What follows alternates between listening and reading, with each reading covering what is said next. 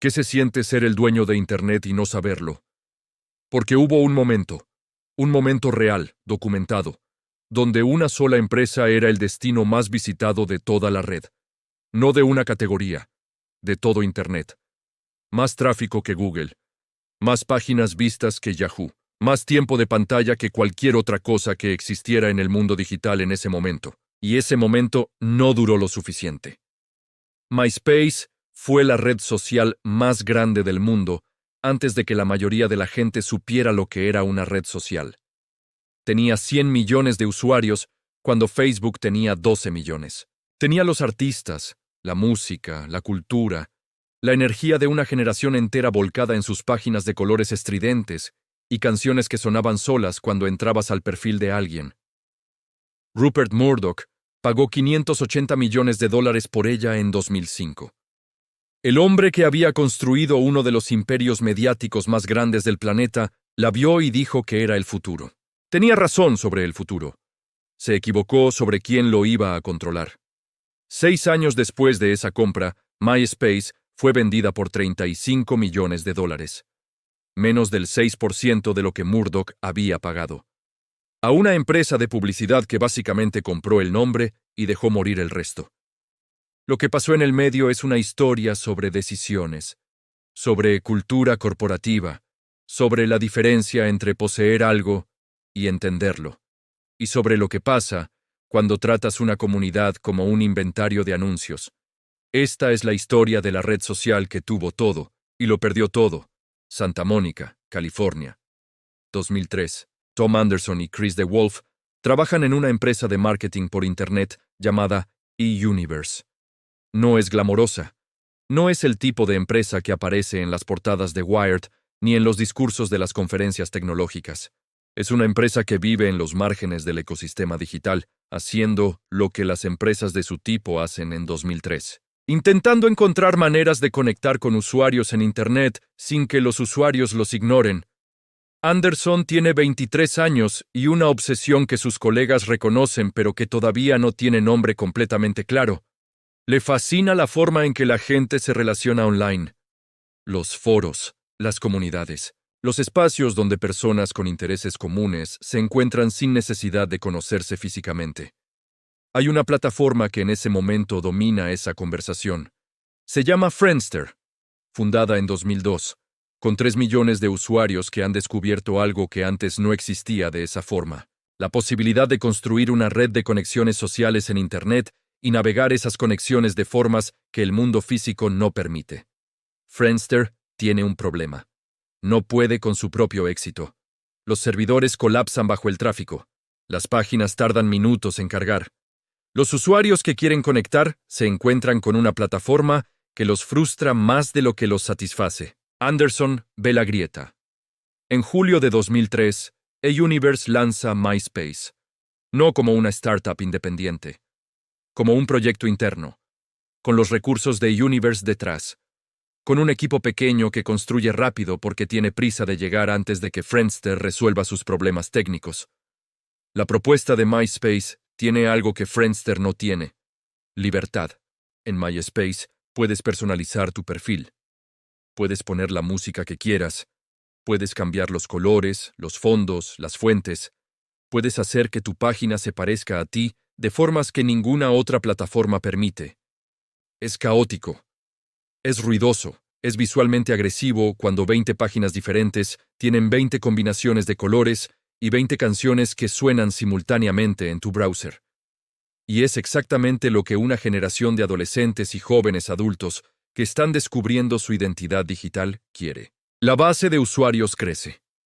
Primero en Los Ángeles, donde la cercanía geográfica con las industrias de la música y el entretenimiento crea un ecosistema particular. Los artistas independientes descubren que MySpace les permite conectar directamente con sus fans sin la intermediación de las discográficas. Las bandas que todavía no tienen contrato ponen su música en MySpace y de repente tienen audiencia real. Esa conexión entre música y plataforma se convierte en el corazón cultural de MySpace. No es solo una red social. Es el lugar donde la música vive, donde los artistas crecen, donde los fans descubren lo que viene antes de que llegue a la radio. Arctic Monkeys construyeron su base de fans inicial en MySpace antes de firmar con una discográfica. Lily Allen, Colby Kayat, Kate Nash. La lista de artistas que deben parte de su carrera a la plataforma es larga y real. Para 2005, MySpace tiene 20 millones de usuarios. Y la cifra sigue creciendo con una velocidad que hace que los números del mes anterior parezcan tímidos. Rupert Murdoch los está mirando. Julio de 2005. News Corporation, el conglomerado mediático de Rupert Murdoch, anuncia la compra de Intermix Media, la empresa que en ese momento controla MySpace, por $580 millones. El número sacudió al mundo de los medios. Para quien entendía Internet en 2005, la compra tenía una lógica que era al mismo tiempo brillante y potencialmente problemática. Brillante, porque MySpace era genuinamente el activo digital más valioso que existía en ese momento. Problemática porque News Corporation era fundamentalmente una empresa de medios tradicionales, de televisión, de periódicos, de contenido controlado y distribuido de forma vertical. MySpace era lo opuesto. Era horizontal, era caótica, era construida por sus usuarios, para sus usuarios, con una cultura de autonomía y expresión que era incompatible con la lógica de control editorial que definía a News Corporation. Murdoch dijo en la conferencia de prensa que anunció la compra que MySpace era el futuro de los medios, que News Corporation necesitaba estar en el centro de la revolución de las redes sociales. Tenía razón en el diagnóstico, pero la medicina que administró fue la equivocada. Con la adquisición llegaron las expectativas corporativas. Y con las expectativas corporativas llegaron los objetivos de ingresos publicitarios. Y con los objetivos de ingresos publicitarios llegó lo que siempre llega cuando una empresa de medios tradicionales intenta entender una plataforma digital. Los anuncios, más anuncios, en todos lados, de todas las formas posibles. MySpace se llenó de publicidad. Banners que parpadeaban, pop-ups que interrumpían, anuncios de autoplay que competían con las canciones de los perfiles. La experiencia de usuario que había construido la plataforma empezó a degradarse debajo del peso de la monetización que News Corporation necesitaba para justificar los 580 millones invertidos. Y mientras MySpace se llenaba de anuncios, en Cambridge, Massachusetts, un estudiante de Harvard seguía construyendo algo. Mark Zuckerberg había lanzado Facebook en febrero de 2004.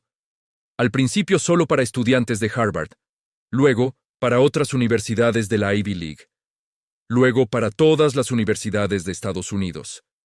En septiembre de 2006, Facebook se abrió al público general. La comparación entre las dos plataformas en ese momento era la comparación entre dos filosofías completamente diferentes sobre lo que debía ser una red social. MySpace era expresión. Era identidad. Era el perfil como obra de arte personal, donde cada usuario podía hacer exactamente lo que quisiera. Facebook era estructura.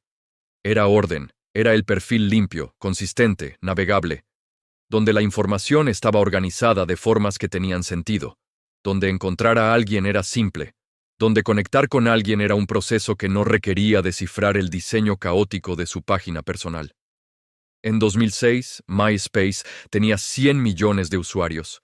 Facebook tenía 12 millones. Los ejecutivos de MySpace lo sabían. Y respondieron con exactamente la clase de arrogancia que solo tienen las empresas que todavía no entienden que están perdiendo. Los problemas de MySpace bajo News Corporation no eran solo filosóficos. Eran organizacionales, eran técnicos, eran culturales en el sentido más profundo de esa palabra. News Corporation nombró ejecutivos de medios tradicionales para gestionar una plataforma tecnológica. Personas que entendían audiencias pero no comunidades, que entendían distribución de contenido pero no co-creación, que entendían el ciclo del anuncio de televisión pero no la experiencia del usuario digital. El equipo técnico de MySpace, heredado de la era preadquisición, era bueno, pero estaba siendo dirigido por personas que no entendían completamente lo que construían. Las decisiones de producto se tomaban en reuniones donde la pregunta central no era qué necesitan nuestros usuarios, sino qué necesita nuestro balance de ingresos publicitarios. Esas dos preguntas producen respuestas completamente diferentes. Y cuando la segunda sistemáticamente gana a la primera, los usuarios eventualmente lo notan.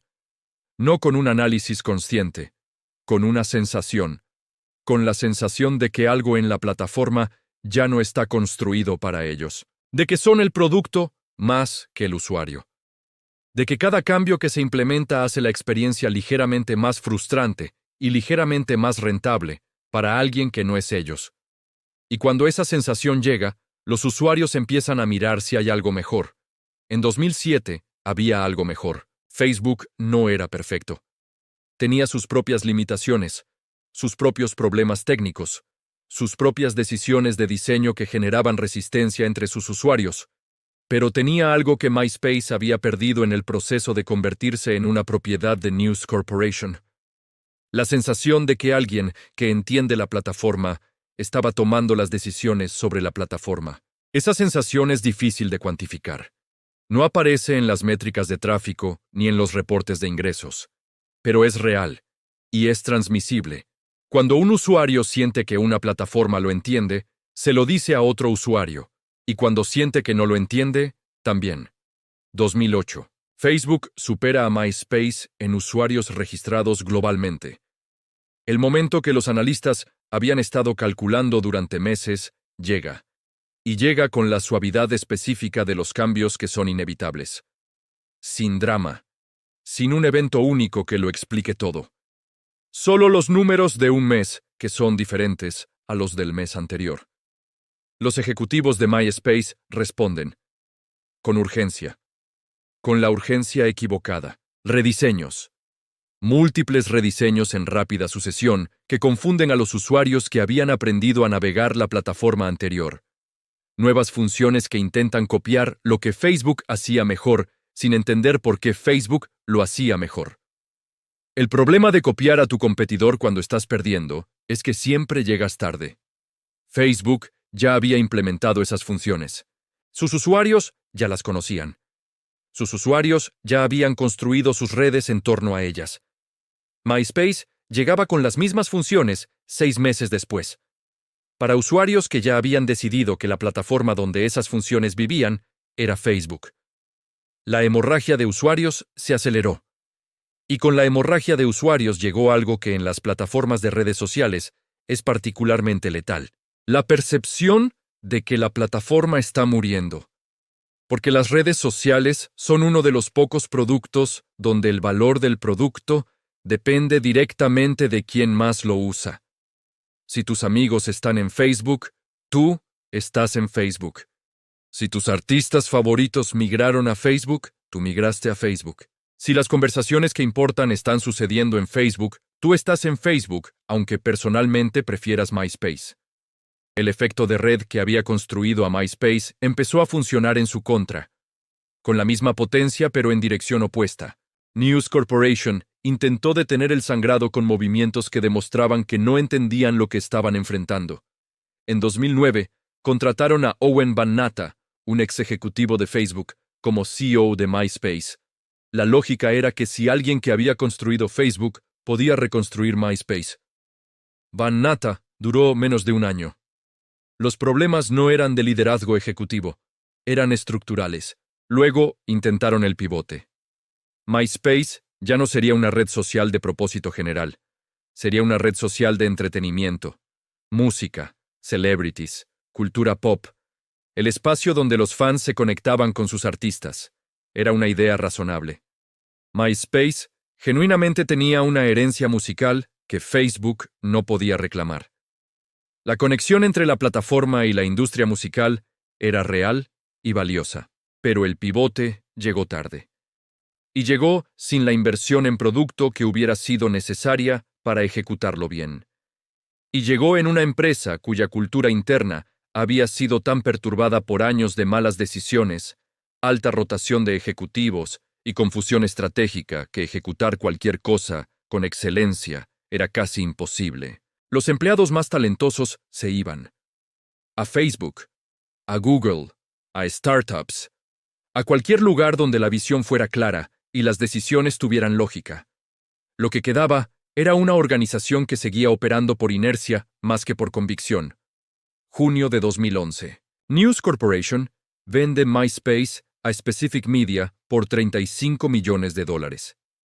Justin Timberlake, el cantante, es parte del consorcio comprador.